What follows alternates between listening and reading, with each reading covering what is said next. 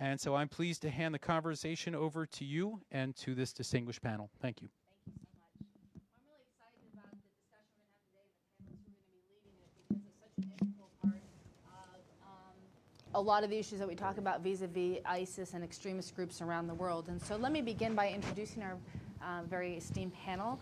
To my immediate right is General Allen, who is a retired Marine 4-star, and he served as a special presidential envoy for the Global Coalition to Counter the Islamic State, and currently serves as the president of the Brookings Institution. To his right is Sean MacFarland, who's a retired 3-star, and he served as the commander of the coalition against ISIS in Syria and Iraq during this crucial period that we'll be talking about today. And to his right is David Asher, who helped develop Operation Tidal Wave II and served in the State Department under General Allen. He is currently an FDD senior fellow and advisor to FDD's Center on Economic and Financial Power. So welcome to our panel. Thank you. Thank you. General Allen, I'd love to start with you if I could, please. I was wondering if you could give our audience a sort of broad outline in terms of how ISIS finances were organized around 2014, how it was integrated into the caliphate, and why that structure made going after the finances such a necessary part of the campaign to defeat the physical caliphate. Well, it's a great question. Am I going out? Everybody hear me okay? A couple of opening remarks, if I could, please. Yes. This is a wonderful audience. I recognize many folks with whom I served. I also recognize a number of the media. I never miss an opportunity these days to thank the media for their service. You're not the enemy of me. And what a wonderful group of folks who are here this afternoon. And I have to acknowledge the presence of Judge William Webster. And I'm really honored to be in your presence today, sir, so thank you. Also, David Asher and Sean MacFarland. David and I served together many times, actually, in operations going after the economic capabilities of some of our nation's staunchest foes, some of whom are in the headlines today. And David has always been one of our great thinkers in the context of economic warfare, which is sort of a difficult thing for Americans to contemplate. And General MacFarland is like a brother in many respects. He was Colonel MacFarland in Ramadi in 2006 and 2007, and I think if I could point to a single person who was with the Iraqi tribes for the emergence of the Sahawa, the awakening, which fundamentally changed the war, it was Sean. He would later be my deputy in Afghanistan and would later be the commander on the ground in the war against the Islamic State. So wonderful colleagues and friends and brothers in many respects. Your question is really important because as the Iraq War and Afghan War began to gain momentum early in both of those conflicts, it became very clear that external support and the capacity for the organizations we were fighting to sustain themselves financially, economically, monetarily, however term you'd want to apply, was really central to their capacity to be successful.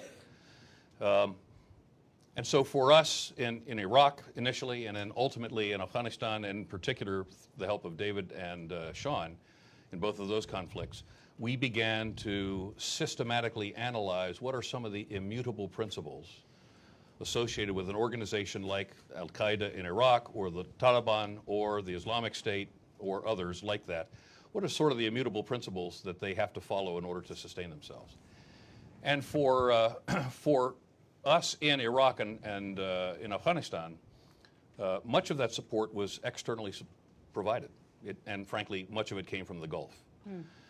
And the intelligence was never entirely certain, and I spent a lot of time looking at it as to whether it came officially or came from the most senior officials in certain countries apart from the government, et cetera. So it just came. And we spent a lot of time with the Hawala network, which is the courier network that moves money around the region. Very sophisticated, at the same time, very simple. So this was important. And we described the issue of attacking the finances as denying the oxygen to the organization. Okay, here comes the so-called Islamic State, Daesh. It was completely different in that context than we had seen with Al-Qaeda and we had seen with the Taliban. In many respects, while other groups were deeply reliant upon external support, And I told you a story in the break that in 2012 in Afghanistan, Sean and I dealt with the reality that as the war picked up momentum in Syria, funding was being diverted from the Taliban in Afghanistan to support some of the initial operations of the insurgents in Syria. And that was very interesting to see how the price of IEDs went up, the price of RPG warheads went up, and so on. So the war became more difficult in that regard. What was different about Daesh was that, and I have to rely on others to tell me this, was whether they had intentionally tried to self-contain their capacity for their financial security. And it ran across roughly 5 principal categories. And this was one of the lines of effort in our strategy, was to consciously go after their capacity to support themselves. The first was the oil capacity. And I remember the first night that we did airstrikes in Syria with the 5 Arab states flying alongside the U.S. Air Force. We went after the micro refining centers, the micro refineries that were being established in the region. And most of that was in northeast Syria. To my knowledge, and Sean could correct me, I don't think there was any Iraqi oil involved in this. It was mostly Syrian oil. So going after the oil capacity to generate money was one of the key strengths. So it was that. It was the institutionalized extortion of the subjugated population. So you were taxed if you went to the hospital. You were taxed if you went to the bank. You were taxed if you went through a checkpoint. And if you were Shia and you went through a checkpoint, you never went through another checkpoint. So there was a systemized extortion that went on. There was the revenue that sadly and horrifically was generated through the sale of sex slaves, women who'd been captured, Yazidis in many respects, most respects. Then there was the sale of antiquities. You saw the video of the Islamic State characters damaging and destroying the personification art in Iraq and in Syria. What you didn't know was that they were plundering those museums and archaeological sites for artifacts, and they were selling them on the market, the black market. Let's see, and I think that is about it, except for when, as they cast their control over certain areas, they also took custody of the deposits in the banks. Huge amounts of money. We never really knew for sure how much it was. Sean or David may know, but we thought it was somewhere in excess of 500 million, which they intended just from banks. Just from banks, which they intended to keep for a rainy day in the event that we constrained them some other way. And it was very interesting that there was a last source of funding which we were looking for to see if we could at least isolate the area from this funding, which was what we were used to seeing, which was something coming from outside. And in the context of 100% being the whole, it was a relatively small amount. It was like $70 million at any given time that we saw, and the number's a little fuzzy. So it was the oil industry, it was systematized extortion, it was the internal sale of slaves, it was the artifact industry, it was the deposits in the banks, and to some small extent, it was external financing. What's interesting is, as you point out in such a wonderful and detailed way, is this focus on self-contained financing rather than depending on external. So it strikes me then you'd have to go about it militarily differently than you did against past groups. And I was wondering, Mr. Ashley, if you could walk us through how you start crafting a plan to go after them when the system is so different than ones you've encountered in the past, that it's not about pressuring external actors, but really infiltrating a well-organized state. So I was personally influenced by the planning that went into something called Operation Matrix against Milosevic in really '98. It took a long time for anyone to finally act, but what they did is they created a very sophisticated target list of all the factories, facilitators, the flow of men, money, and materiel, and they hit the people that were on his side and left the people that were against them relatively pristine and built them up. And then we went after, in that case, we went after over $3 billion in Cyprus. We collapsed our finances externally. That really pretty much broke the bank. In this case, we applied a sort of a similar horse blanket approach. It's actually a slide that's similar to what we had. It's up there. that just laid out what I would call the financial order of battle. Okay, military uses the order of battle, how many tanks, planes, you know, soldiers there are. I approach the financial system or the economy of a terrorist group the same way. And in this case, it was exceptionally, I'd have to say, once we started to understand how self-contained they were, it was, I'm not saying it was easy. We had a lot of issues getting information to address gaps. But once we started to do the mission analysis ourselves as a team, I brought together a great team with the Economic Bureau at the State Department, the supported General Allen, and we've got many of them here today. And really, it was a very, we had a sort of self-contained effort to apply sort of I call it some unconventional analysis to map out who's in charge of the money, who are the administrative emirs, where is it deposited, how is it distributed. And we started to find out things, and you know, I have to say there was a lot of the gaps. We just decided to go direct to the Iraqis. I remember talking to the Iraqi central bank governor and asking, well, how much money is in the central bank in Mosul? And he said, well, between $500 and $1 billion. You know, which is more than we heard from other people. You know, I don't think we know to this day. But you know, we put together a target list that became, as it flowed into the hands of General MacFarland and his great planners. They built Tidal Wave II. We built the campaign to crush the Islamic State economically for the Interagency for National Security Council and the State Department. But you know, once the orders came in, the general was there. We started to expand on that. They did a tremendous job. So what I hear you saying is, in a weird way, it was almost easier when it was contained because you could, your targets are within 2 states. They're within, rather than having to go to allies or other countries to try to contain this problem, that once you identified it, it was easier then kind of to come up with a battle plan to go after it. I'd say so. I think there was one significant place that we couldn't really address effectively, and it is what concerns me today. I know we're sort of skipping ahead, and I'm not going to talk about it, but we had a real problem with Turkey and the flow of money. They've got a long border, and you know, it was sort of like, I used to call it the ATM for the Islamic State. They just cross the border and get money out. And you know, there was an effort. There were efforts made by the Turkish government to crack down on it, but there's an awful lot of oil smuggling that was going on. And you know, if there's any place where this thing's going to reemerge financially, it's probably there. But overall, we you know, we put together this target list, and then we had to convince people, which General Allen and I worked on. He did most of the heavy lifting with the NSC, because it was, people thought, you know, these are innocents. These accountants aren't carrying guns. You know, but we said, if you get the money, you're going to have a much greater effect than anything else you could do to help shatter the glass of the Islamic State's finances. And I think what's important, and as Dave said, we have at least one of the analysts who did the really, and I'm not going to single her out because we're going out live here, but we use the term target list. I want to make sure everybody understands target list didn't imply the necessity to drop a 2,000-pound bomb or to employ a Hellfire missile. The target list was a broad swath of targets against which we could apply effects. And this is where I think the success of the interagency process and the ability to think at a grand strategic level and not just at a military strategic level. This brought state very strongly into the process. We could not have made this kind of progress without state.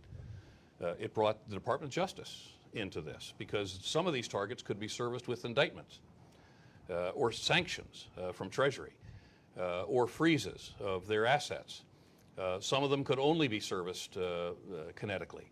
But there was a broad spread, a spectrum of the kinds of entities or people or organizations that were included in the analysis through our intelligence communities and supercomputing capabilities and detailed network analysis through big data analytics, really detailed networks that gave us the capacity to go from the individual indictment all the way to a major kinetic exercise. And if you're going to conduct economic warfare, it can't be all about the kinetics. In fact, there's a diplomatic dimension to it, there's a legal dimension to it, there's a treasury dimension to it, and there's a military dimension to it. And then the military dimension has many different nuanced aspects of it, and that's where Sean's tremendous leadership and planning capabilities paid off in a huge way. Well, General, I'd love to talk to you about that because it seems like a much more nuanced battlefield that you'd be confronting if you have a Justice Department sort of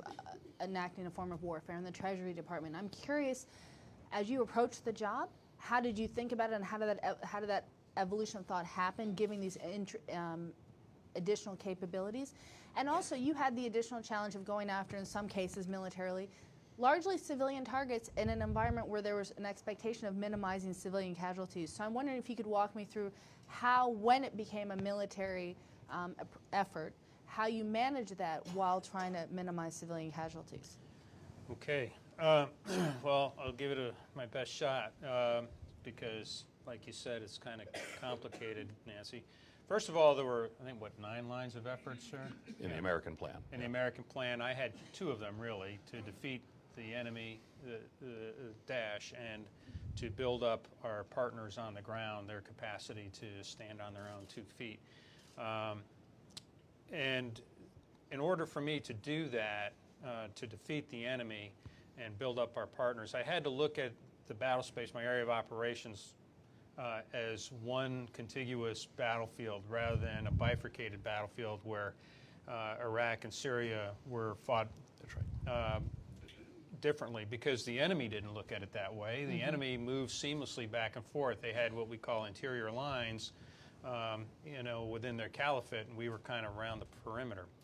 So rather than limit myself by the Iraqi-Syrian border, the Sykes-Picot line of infamy, I decided to draw lines based on operational considerations.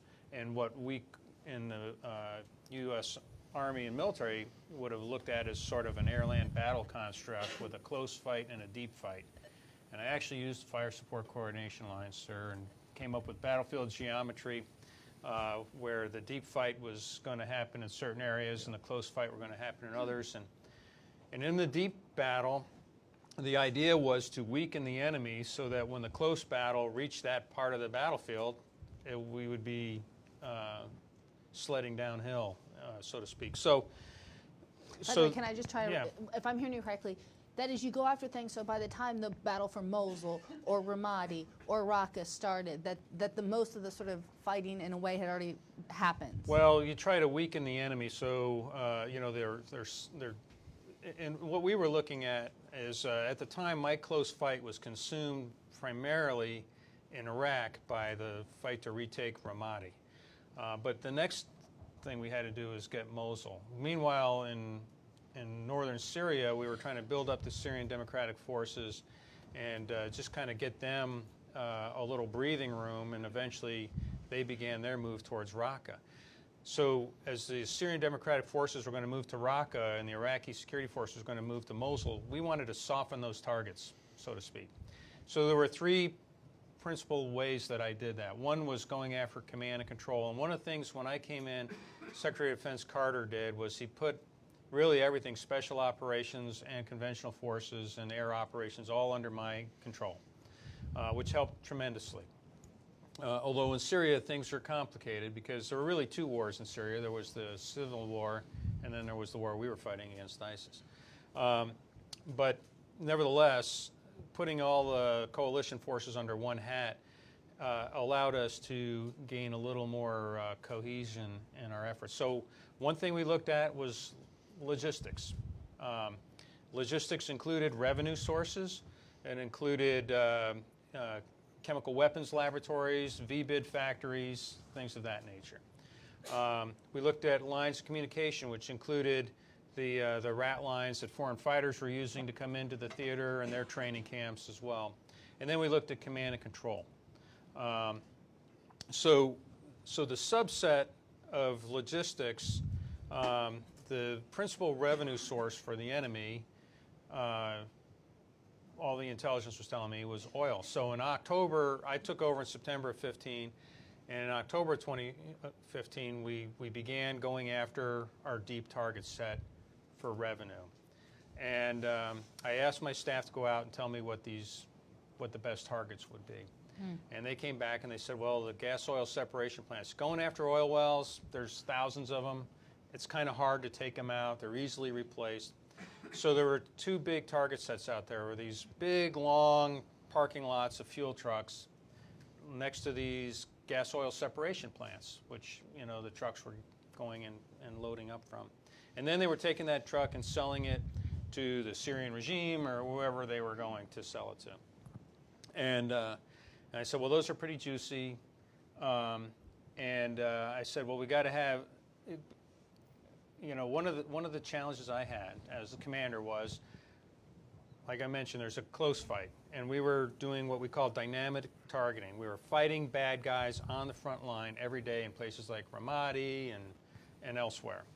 I had to divert resources from that fight in order to go after these targets, primarily intelligence, surveillance, and reconnaissance assets.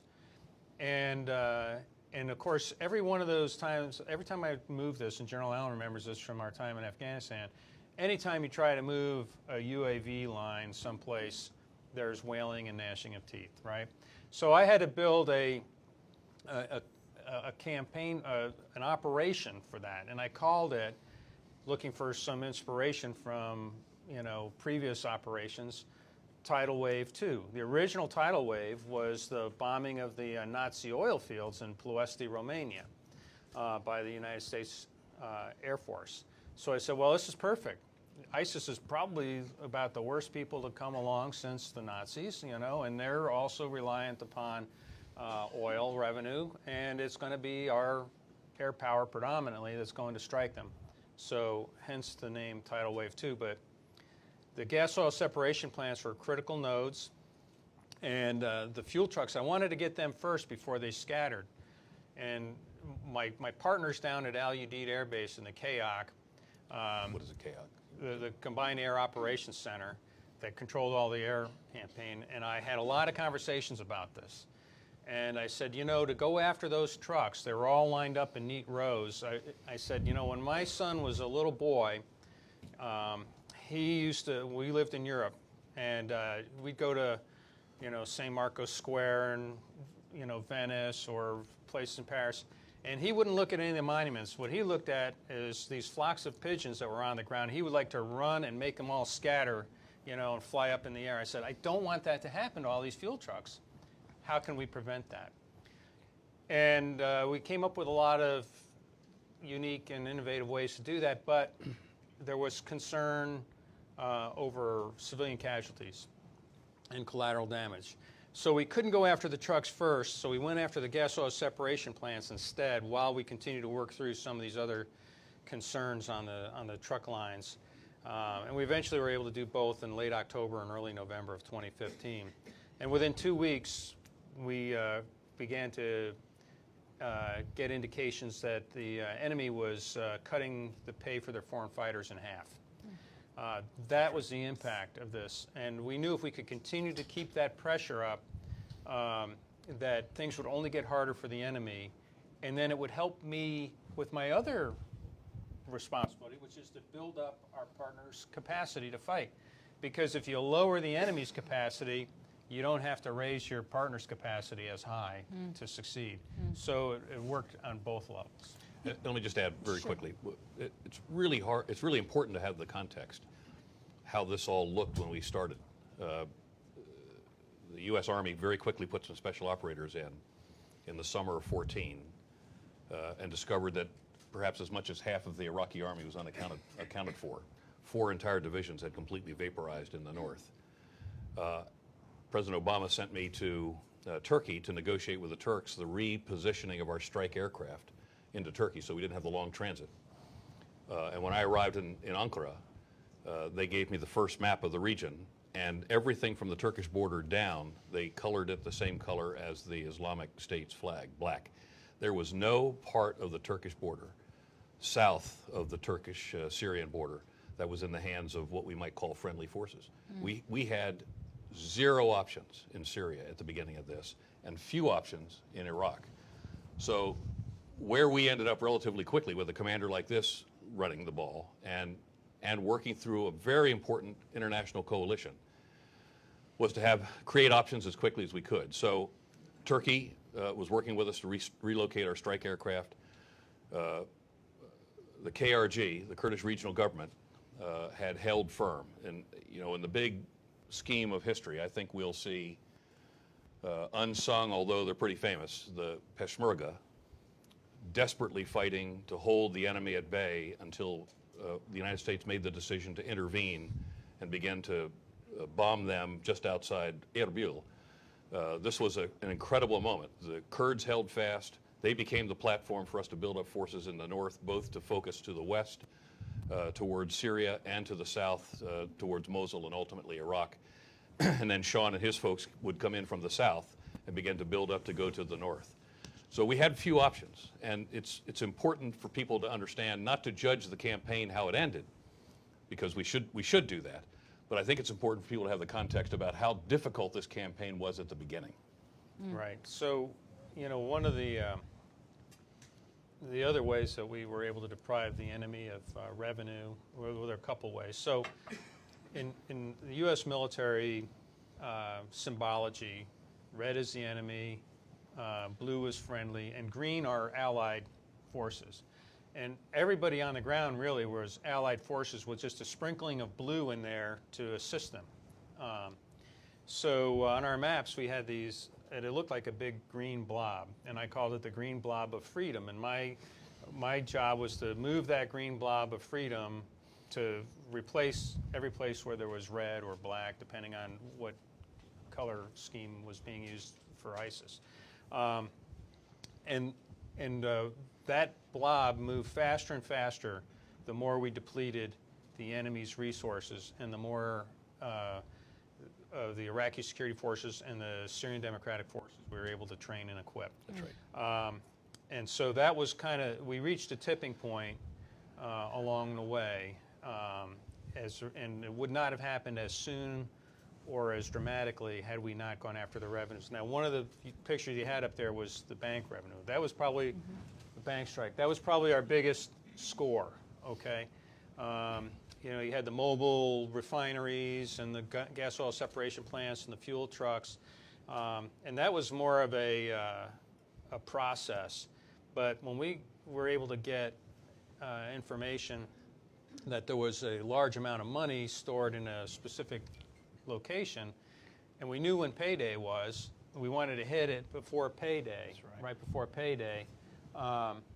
This is the, I think it says it's in Mosul, right? Yep. Yeah, okay. I didn't want to say anything that wasn't on the screen. So that was a big one. It was our first one in early November of 15. And you see the little flecks, and those were like wads of cash. And we had to weaponeer this, and I want to take this moment here to recognize the amazing skill of our airmen and the weaponeers and the staff who figured out how to do this. Look, I was just the commander. All I said was, I want you to go hit this target. And then the folks down at Al Udeid Air Base and the guys in the planes were the ones who pulled it off, and they did a magnificent job. And one of the things we had to be concerned about was this was in a built-up area. So there's a thing called weaponeering.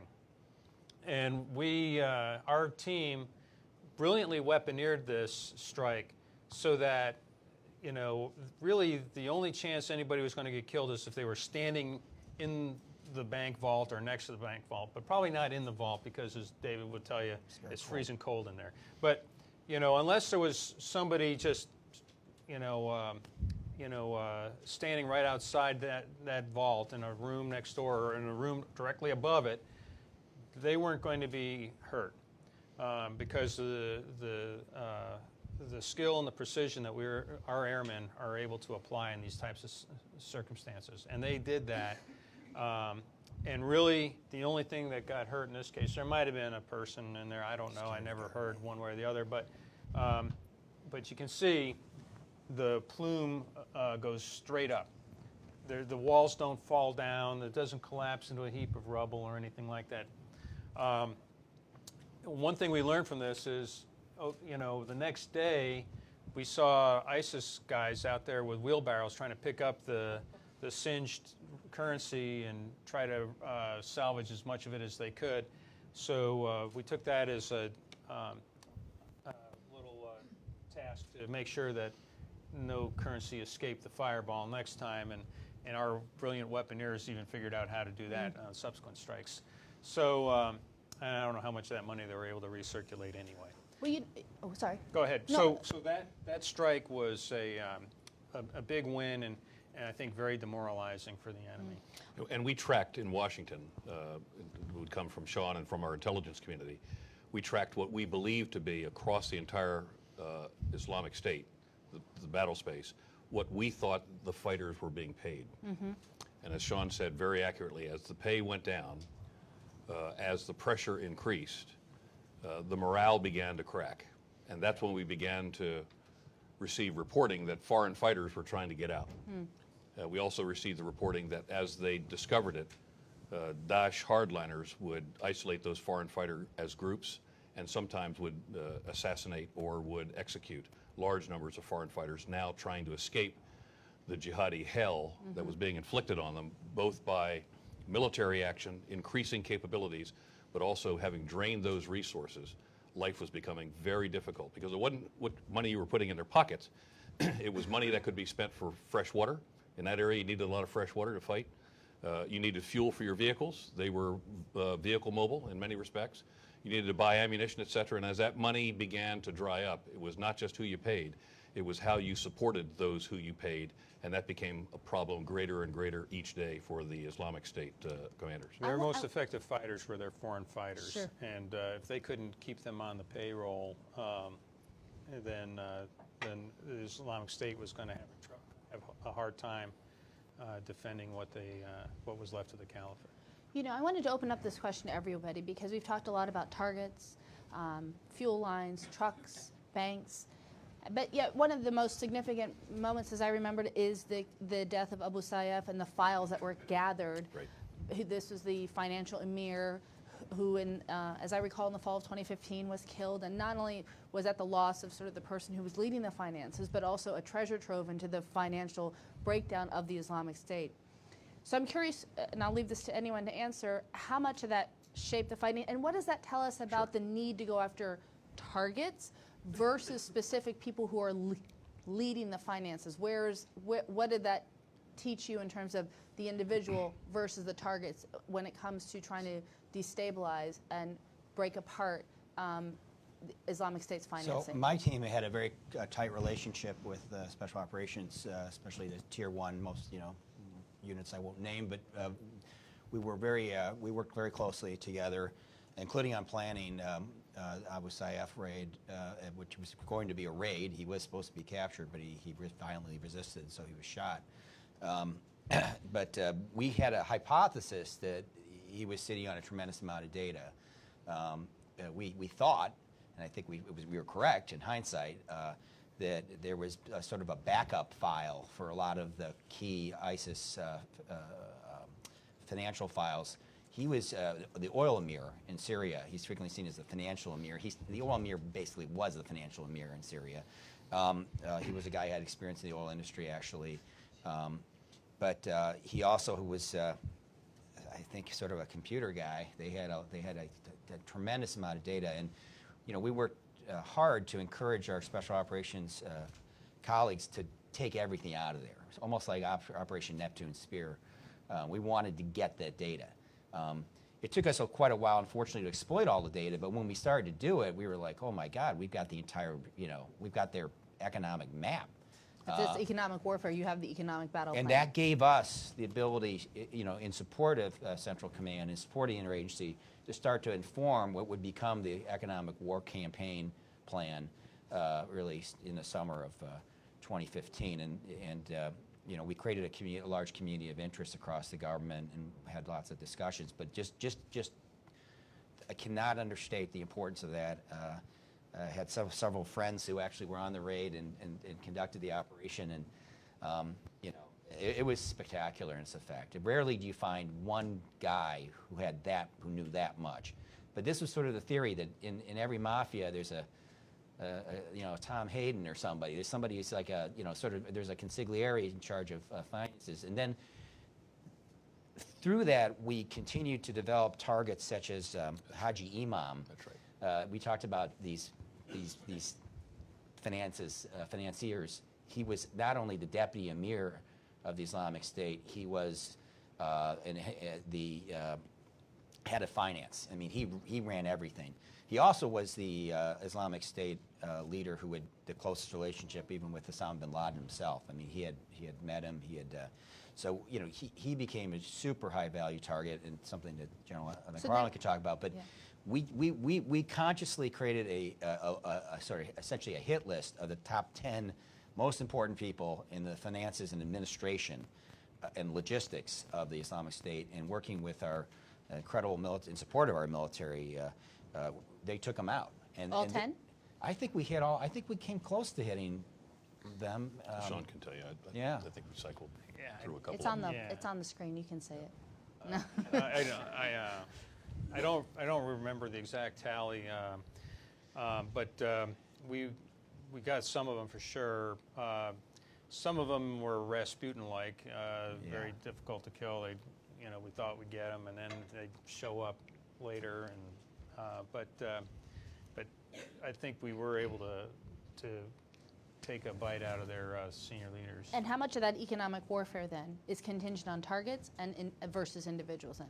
So the work that David was talking about, that initial spade work that I helped identify where these the economic network was, informed our targeting of that, for tidal wave. I mean, it was very helpful. My targeteers didn't start with a blank sheet of paper when I said, I want to go do this. They were able to leverage some of the great work that had gone before. Let me just, a couple of things about targeting. It's not an either or, it's both. And the most effective campaign plan is supported by a targeting process that doesn't just seek to service an individual target in some form or another, whether you're arresting them or whether you're freezing their assets or whether you're engaging them kinetically. You're not just engaging the target. You want to create a psychological effect, both in terms of the timing of the engagement, the effect that it's going to have. You want to posture your intelligence to harvest that which is going to come as a direct result. So you want to create, in many respects, the psychological outcome of a systematic target list that supports a campaign is far more the damaging outcome than the simple kinetic outcome. And to the raid that went down on Abu Sayyaf, it's hard to overstate how important that was. Several things came out of that. One, several petabytes of information. And our magnificent intelligence folks were churning out target data within 24 hours of some of the document exploitation that occurred. We'd hoped to capture Abu Sayyaf. Sadly, that didn't happen. And he was also having a meeting of some of his regional emirs at the time, financial emirs. I think I'm not drifting into an area I shouldn't. But the other really important thing is two things. We captured Sayyaf on that raid, Abu Sayyaf's wife, and a Yazidi sex slave. Yeah. And other than the euphoria of liberating that young woman, the information that debrief created, that then created the entire network of liberation activities, was an immediate outcome as well. Plus, very importantly, for the U.S. national leadership and our coalition leadership, it demonstrated, just as we had been using Tier 1 special ops strike forces for years in Iraq and Afghanistan, here was a place where we could have an enormous payoff for the right unit going in at the right time to achieve the right effect on a right target. I want to squeeze one more question in before we open it to the audience and try to move things to current events, because of course the Islamic State is not gone yet. And the estimates are that they have as much as $50 million. And I'm curious if you could kind of give our audience a sense in terms of how they were able to retain that much money. And let's just start there, because I want to give the audience a chance to ask some questions. I want to let the generals answer this question, but it's a lot less money than they used to have. That's all I can say. I would have said the same thing. If that's all they've got for real, we've achieved a tremendous economic warfare victory. Fair enough. Do you see them though using it more for external operations, to trying to sponsor outside attacks? I want to defer to General Allen. Well, let me very quickly. Daesh morphed in many ways in 15 to be much more than we had originally anticipated that it would. You heard it's often described as the three-headed monster. The first monster, first head, which is what Sean had to deal with, was what we called core Daesh, which was the definable border of the Islamic State, the Caliphate. That's where much of his action occurred. But Daesh grew two other heads. One was what we would go on to call the provincial Daesh, which are those Salafi jihadi organizations overseas that put their hands in the air and said, we want to be part of the Caliphate. Not only did it give them local legitimacy, but it also fueled the narrative of the Khalif and the Caliphate that it is both irresistible and inevitable that the Caliphate will be successful by now having a whole series of overseas provinces. And you've heard of some of them. Ansar al-Sharia in Libya, Boko Haram, Nigeria. Abu Sayyaf in Mindanao, Jemaah Islamiyah in Indonesia, Ansar Bit al-Waqtis in the Sinai. They all became provinces. That was a resource issue. And many of them wanted resources from the center. We tracked their communications, and the answer was often, you're going to have to find it locally. We also want foreign fighters from the center, and the answer was, you're going to have to get your local foreign fighters. So while there was money in the center, the exchange of both fighters and money was relatively limited. But they did, interestingly enough, Core Daesh provided media experts because so much of the power and the appearance of the power of this organization had come through information and their exploitation in a really remarkable way. We'd never seen it before. Their exploitation of social media and media writ large. And so they would send media experts to Boko Haram to spice up their Hollywood-style possessions. And then the third of the three heads was Daesh, which is what we're living with today, and that's Daesh on the internet, Daesh on the Internet of Things, deep in the networks. And this is where in the United States, FBI, Office of the Attorney General, the Department of Homeland Security, our intelligence communities overseas, in cooperation with this magnificent coalition of allies, this is where we have, and it's a huge challenge, getting after them now deeply in the internet. And we're going to see their presence there for some period of time. The provinces we're going to have to deal with small coalitions, locally based African coalitions or Middle Eastern coalitions or Southeast Asian coalitions. But much of core Daesh was defeated both by overt coalition firepower and the capacity to build up the forces that could both compete with Daesh and defeat it militarily. At the same time, we diminish Daesh through economic capabilities. I'd like to open the floor to questions, please. And I just want to remind everyone, if you could please wait for the microphone and introduce yourself to the panelists, please.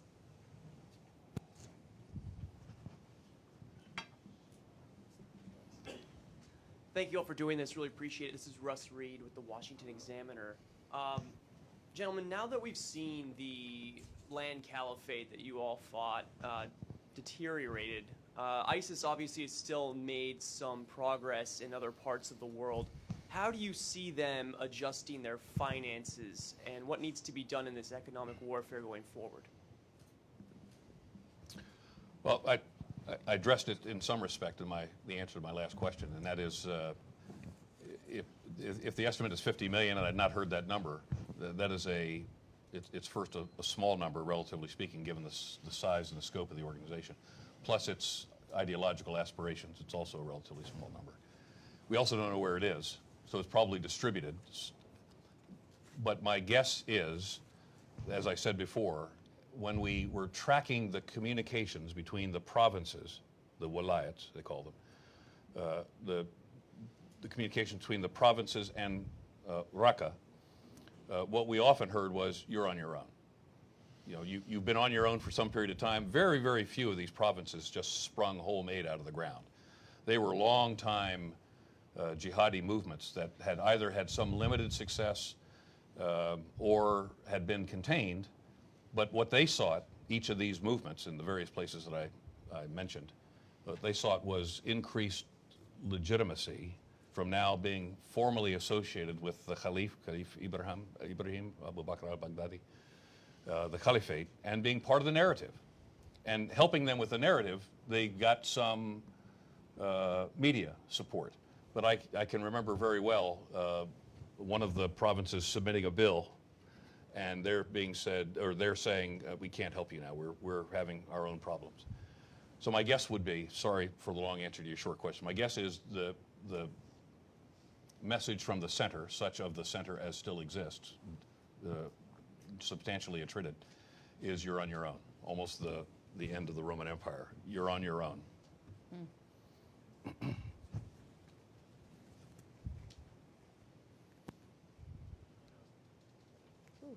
Just keep talking, it'll come on. It's on. Hi, I'm with the Voice of America Persian Service. My name is Farhad Pouladi. I have a question in regards to the linkage between ISIS and the Islamic Republic of Iran.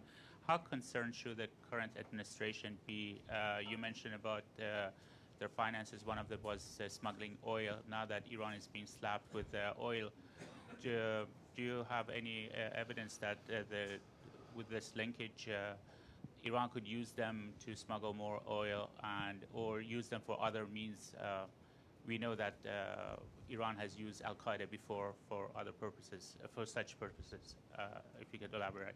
There were some indications, and I've not been actively engaged in this for a little bit, so I apologize for not being instantly informed. Others here may have a better idea. There were some indications as we were beginning to build the entire, if you will, target picture, that there was actually smuggling headed into Iran from the northeast of Syria.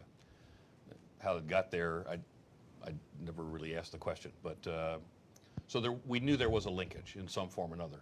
Whether that's now going the other direction or whether there is sufficient coherence amongst the remnants of the Islamic State as it exists in northern Iraq or Syria, I doubt that there is sufficient coherence to those remnants that there is much value to Iran or much value to them for a relationship with Iran in terms of smuggling. Now, there could be some transfer of funds, and that transfer of funding could be to keep blood pumping in an entity that can create problems for the United States and the coalition.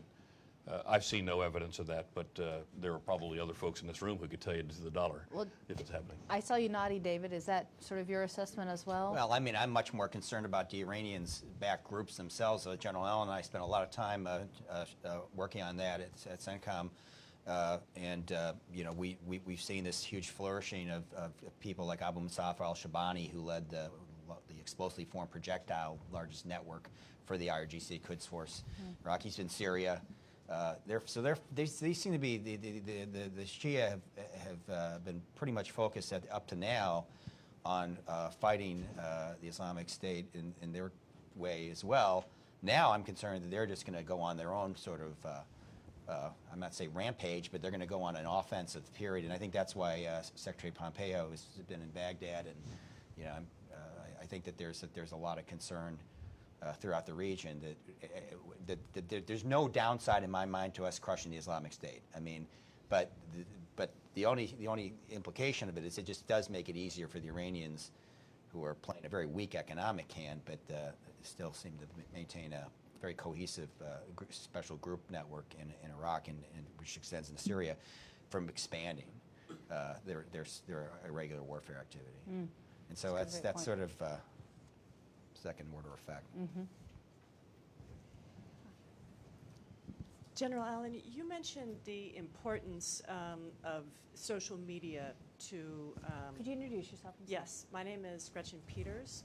I run the Center on Illicit Networks and Transnational Organized Crime. I'm a disciple of Dr. Asher. I wanted to ask you, you mentioned the importance of social media to ISIS. The social media platforms that they are most present on, Facebook and Twitter, are U.S.-owned, publicly listed companies. Do you think that the U.S. government has done enough to, or that those firms have done enough to remove this content? Are you concerned by the reports that are out this week that their own algorithms are connecting terrorists and new supporters and financial supporters faster than the company's own internal regulators can delete content? And would you support a plan by Congress to remove the immunity that those firms currently have for content that is spread, that their algorithms are spreading on their platforms? Thank you. Well, there's no question that the social media, in many respects, created the information environment which in some respects, caused the collapse of the initial collapse of some of the Iraqi units. It was a rolling barrage of information we'd never seen the likes of before. No, I don't think we've done enough. I don't think that the government's done enough. I don't think that the private sector has done enough. And I don't think that the process necessarily should be outcome driven in the context of a punitive outcome. What I would love to see would be legislation that incentivized a much closer relationship between those organizations and the government, obviously to continue the perfection of those artificially intelligent algorithms, but also to create some form of an agreed speed with which content can be removed. So rather than to pit the government against the private sector, what I'd rather see is legislation that incentivizes the government and the private sector to work together very closely to find a solution to this.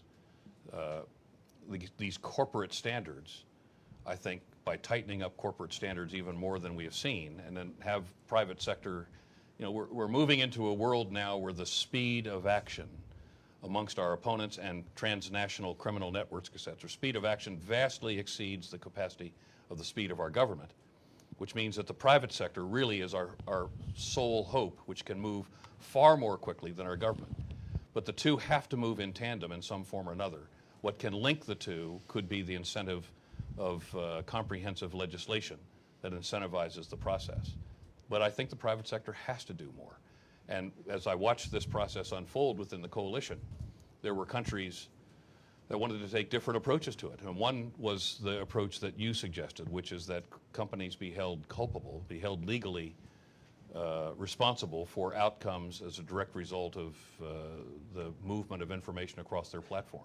Some countries wanted to make it illegal and to hold them, in fact, not just accountable as a company for the outcome, but hold them accountable for the company for having it even show up on their platform. That is a way to do it. I don't think it's consistent with our values.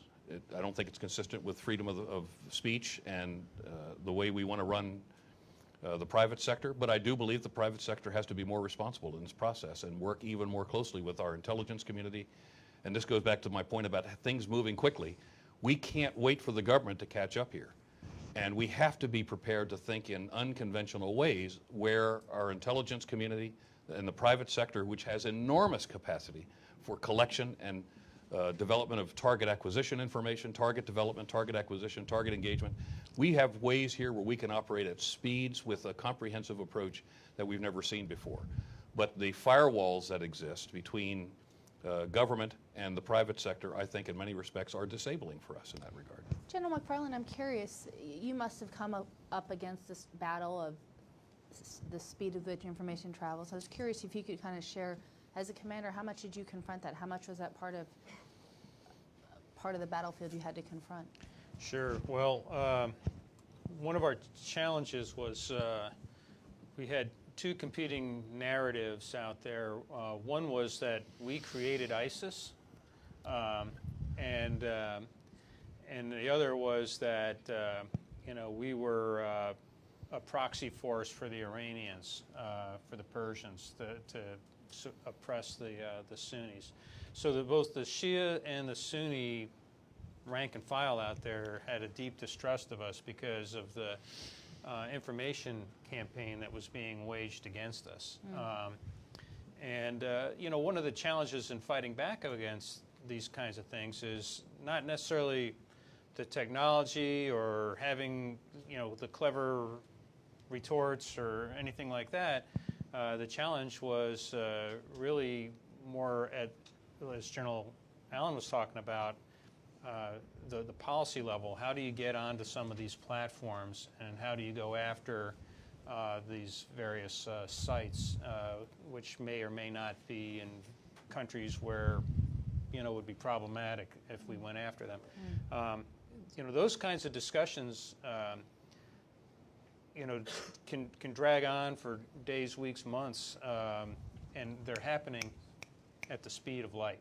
The enemy's operating at the speed of light, and so we're going to have to change how we do business when it comes to these kinds of problems. We did stand up an information operations cell. We worked closely with the U.S. ambassador in Baghdad at the time to synchronize our messages, and we were able to eventually turn the narrative against ISIS, where their popularity rating was like in the low 3 or 5% kind of range, which was good. Ours wasn't much better, but at least nobody was attacking us, right? We were able to keep people from turning against us as we were fighting the enemy. So we were able to manage that pretty well, all things considered. But obviously, it's a fast-moving environment, the cyber domain, and I think we're addressing it now with the emerging U.S. doctrine of multi-domain operations, with cyber being one of them, and we're becoming more and more cognizant of the need to not just be able to take a punch, but throw a punch in that domain as well.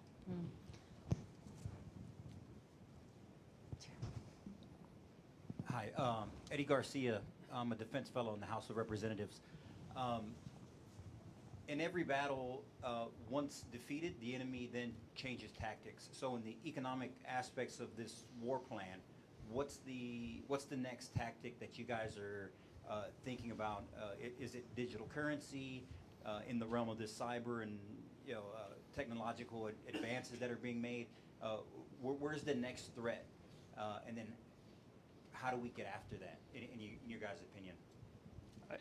Eddie, I would just say, if we knew what the next threat was, it probably wouldn't be smart for us to advertise I was thinking the same thing. And how we were going to go after it. But your point is a good one, in that the enemy is going to evolve and adapt, and it's going to do so rapidly, and we're partly the cause of that, right? Action, reaction, counteraction. We're part of the driver of that. And we need to think a couple of chess moves ahead and be ready for that. We made, I didn't make it. We had a whole team, including an NCTC, that was the National Counterterrorism Center, was working to try to smash the media outlet. And General Allen remembers this very well, better than I. We had a darn hard time. I mean, they would just spring back up. They were that. I would say at this stage, one of the most important remaining tasks is to really try to put a crushing blow on that internet presence. But it is all over the place. They have distributed themselves. Their media sophistication remains somehow intact. If you just look at their publications, I mean, that to me is the biggest threat that's remaining, more than the amount of money they have. If they got enough money to keep the media going, that's their last big hope. And does that lead to increased financing? It does, actually. Now they are starting to ask for money. I find that interesting. In the past, they didn't really do that. But I think there's a need to keep a persistent overwatch on this and to maintain the effort. We can't just declare victory. I thought that was unwise of our commander-in-chief, because you never really know. We thought we had licked al-Qaeda in Iraq, and up came the Islamic State with many of the same cast of characters in it. And some of those characters that were in the Saddam intelligence service particularly were not killed, as far as I know. And Izzat al-Duri, who co-founded the Islamic State, Saddam's essentially vice president, rumor is he's still alive. If you look on the internet, you see him, even though he's an old guy. You never really know. There's some characters that are still out there that have power, money, influence, that backed the Islamic State. I was just going to say that we do have to remain vigilant, because out of the ashes of ISIS could arise another equally or more virulent type of organization, and it's a problematic part of the world, and people are maybe getting a little fatigued about hearing about it and dealing with it, but we can't afford that.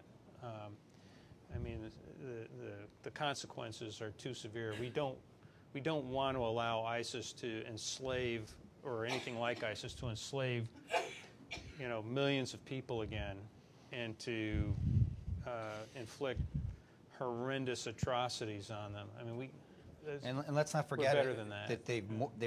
they've moved around. I mean, as General Allen pointed out, there's all these caliphates now that are, including Afghanistan, they could reappear in Africa, and they're there. They may be having to be self-sufficient, I think as General Allen said, but there's, But a lot of these guys are reflagged guys. they are. They just changed. They were ISIS wannabes, sort of, for They a while. changed jerseys. Yeah. Same team playing. Same players playing for a different team in a sense. But so we got to just make sure that the glamour, so to speak, quote unquote, of ISIS is what's still out there, Yeah. and that's what we need to make sure goes away. And that's why I feel the media is crushing it so important. As we began to see the real attrition of the physical ISIS, core ISIS, we began to hear about a term you'll understand, the bump plan. Where would the leadership evacuate to? Which of the wilayats could sustain them if they needed to? And I won't go into where that evidently could have been or might actually have been. But they were actually thinking about how do they sustain strategic continuity of operations, both in the physical sense, but I talked to you about the three-headed creature. We all live in the physical domain right now, but almost all of what's important to us that shapes our daily lives occurs in the cyber domain. And so the more that they can both protect themselves physically by being remotely located and play heavily in the cyber domain, both in the context of global planning through encrypted phone applications, which gives you strategic planning capabilities from distributed locations in multiple wilayats, to regional movement through the use of transnational criminal networks, which we find is more frequently laminated on these terrorist organizations, to local raid operations being conducted using phones as more secure tactical communications than the reaction forces that show up nationally. So I really worry that in the cyber domain is where we will see the reflash, if you will, of the next generation of this organization. And it will be there where they will do their recruiting. It will be there where they'll do their fundraising. It will be there where they will initiate on their schedule and on their terms activities in the physical domain. And my hope is that we're thinking in those terms. I think we have time for one more question right here. Gentlemen, thank you. My name is Nathan Fleischacker. I actually work at U.S. Cyber Command and work on the CT kind of VO portfolio, so very interested in this. I think my question is, you talked about General, you talked in particular about the three heads of ISIS and went from the core to the provinces outward. It seems like every time the solution to that becomes the required solution requires a broader network of friendly forces. So the first one can be largely military U.S.-led coalition in the Levant area. The provinces require this network of local regional partners. We talk internet, it's going to be far beyond military force. Can you talk about maybe a SECI, how you navigated this whole government, whole society, whole coalition approach, and what things need to be changed to make that more effective going forward? He used the word SECI, which was Special Envoy for Countering ISIL. So that was the acronym that I had in state.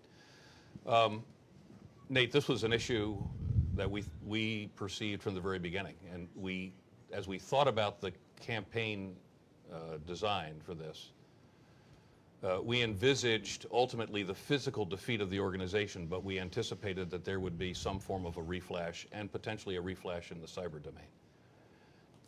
So, as you correctly point out, while the physical influence, the physical effects of kinetic operations are delivered in the physical domain, as we continue to see the sophistication of the Internet of Things, now with 5G technologies and big data analytics and supercomputing all coming online, supported by artificial intelligence, we're going to find that conceivably decisive operations will occur in the cyber domain in the future, and not necessarily even in the physical domain.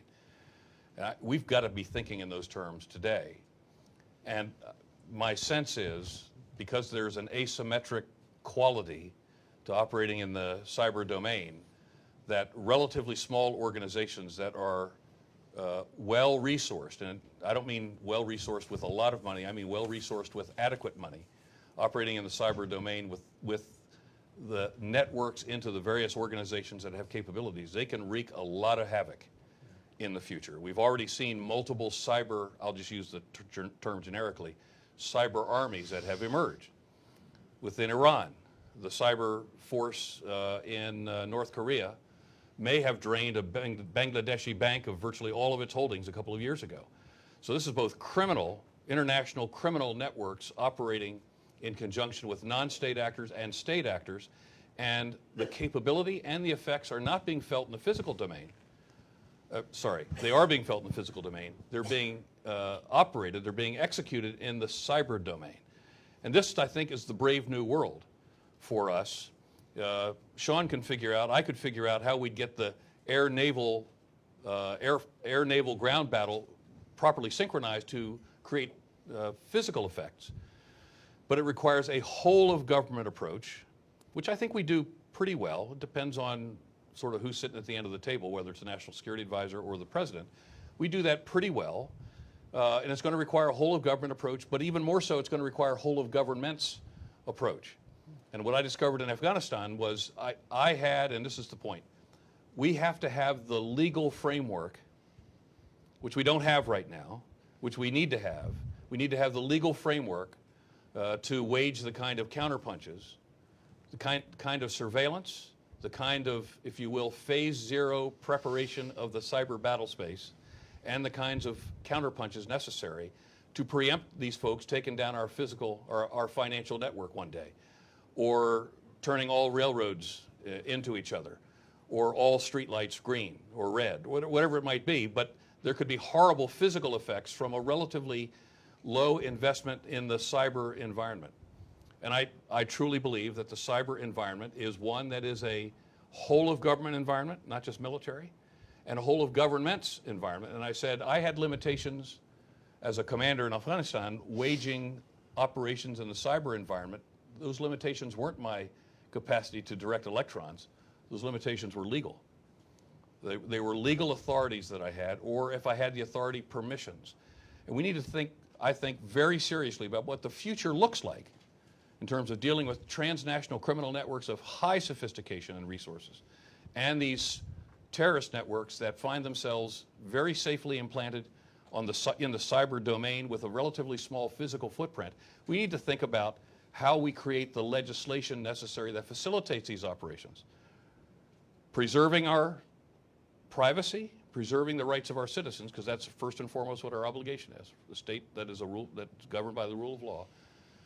I think we can thread that network, because when they finally come at us in a big way, and we're all standing around looking at each other at how this happened, it won't be because good men and women weren't prepared to do the right thing if they had the resources. And the resources won't be electronic, the resources will have been legal. And I think we really need to think hard about that.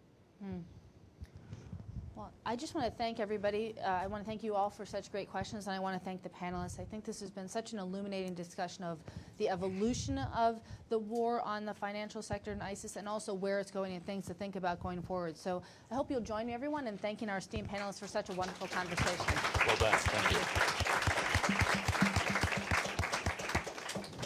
Thank you so much. Okay.